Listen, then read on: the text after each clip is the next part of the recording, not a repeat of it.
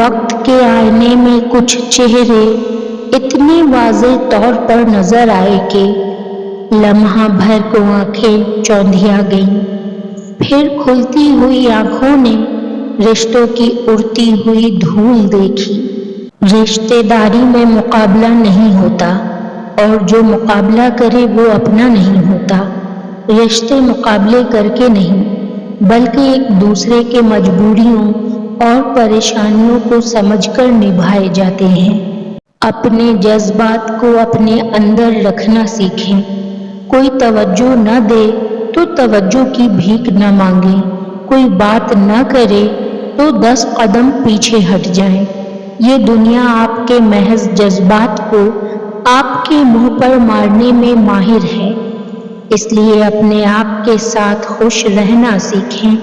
زندگی میں لوگوں کا آنا بھی ایک مقصد ہوتا ہے۔ کچھ آپ کو آزمائیں گے، کچھ آپ کو سکھائیں گے، کچھ آپ کا استعمال بھی کریں گے، اور کچھ آپ کو جینے کا صحیح مطلب بھی بتائیں گے۔ زندگی میں بہترین رشتہ وہی ہے جہاں ناراضگی کے بعد معمولی سی مسکراہٹ اور معذرت سے زندگی پہلے جیسی ہو جائے۔ یقین رکھیں، اگر اللہ آپ کو کوئی چیز دینا چاہے تو پوری دنیا مل کر بھی اسے آپ تک پہنچنے سے روک نہیں سکتی، چاہے معاملات کتنے ہی کٹھن کیوں نہ ہوں، چاہے پوری دنیا اس کے خلاف ہی کیوں نہ ہو۔ اور اگر اللہ آپ کو کوئی چیز نہ دینا چاہے تو پوری دنیا مل کر بھی آپ کو وہ چیز نہیں دے سکتی، چاہے ساری دنیا اس پر راضی کیوں نہ ہو، چاہے وہ آپ کو کتنا ہی آسان کیوں نہ لگے۔ اداسی دل پر لگے پرانے زخم تازہ کر دیتی ہے۔ ہم بہت مشکل سے دل کو مناتے ہیں، سب کچھ بھولنے کے لیے، خود کو تسلیاں دیتے ہیں، پھر سے ایک نئی شروعات کرنے کے لیے، ڈپریشن میں دوبارہ واپس نہ جانے کے لیے، بکھرا دل لے کر تنہا ہی خود کو مضبوط کرتے ہیں۔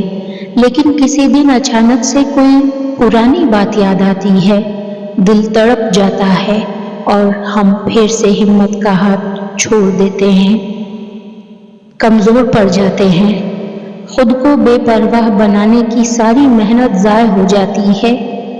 جب آپ کی آنکھوں میں بہت سے آنسو جمع ہو جائیں، جب کسی سے کچھ کہنے کا حوصلہ نہ ہو، تو آپ کبھی پریشان نہ ہونا، بس اللہ کی طرف دیکھنا، اس سے ایک محبت بھری نظر کے کرم کی دعا کرنا۔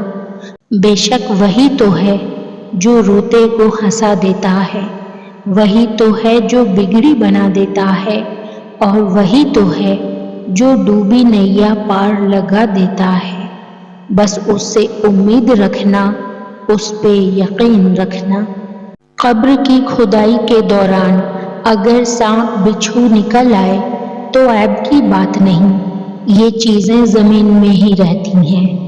بعض لوگ جہالت کے باعث قبر کے کھدائی کے دوران نکلنے والے سانپ بچھو کو دیکھ کر میت کو جہنمی یا مستحق عذاب کہتے ہیں۔ یہ گناہ ہے، یہ میت کی توہین ہے، اس سے بچنا ضروری ہے۔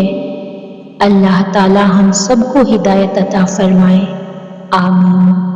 اے اللہ، اے میرے مالک، میرا سر جھکتا ہے تو تیرے آگے، ہاتھ دعا کے لیے اٹھتے ہیں تو تیرے آگے، آنکھوں سے آنسو گرتے ہیں تو تیرے سامنے، میری سب دعائیں، فریادیں، آرزوئیں تیرے ہی سامنے ہیں۔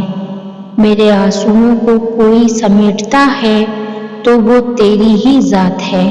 میرا یہ دل، آنکھیں اور رضا بھی تیری، میرا سب کچھ تیرا ہی ہے، میرا تو کچھ بھی نہیں ہے، میرا تو بس تو ہے اور تو ہی کافی ہے۔ اے میرے رب، میرے لیے آسانیاں پیدا فرما، مجھے صبر و ہمت کے ساتھ ہر امتحان میں کامیابی عطا فرما۔ جو میرے نصیب میں لکھا ہے اسے میرے حق میں بہتر بنا، اور مجھے زندگی کے ہر اس مقصد میں کامیاب کر جو میرے ماں باپ کے لیے خوشی اور سکون کا ذریعہ بنے، آمین۔ یا الہی، اے بے بسوں اور فریادوں کی داد رسی کرنے والے رب، اے کمزور اور محتاجوں کی مدد کرنے والے پروردگار، اے بھٹکے ہوئوں کو راہ دکھانے والے رب، ہم پر رحم فرما، ہماری مدد فرما، ہماری داد رسی کر، ہمیں راہ راست پر چلا، ہمارے گناہ معاف فرما، ہمارے ساتھ نرمی کا معاملہ فرما، بے شک تو بخشنے والا مہربان اور رحیم ہے۔ آمین یا رب العالمین۔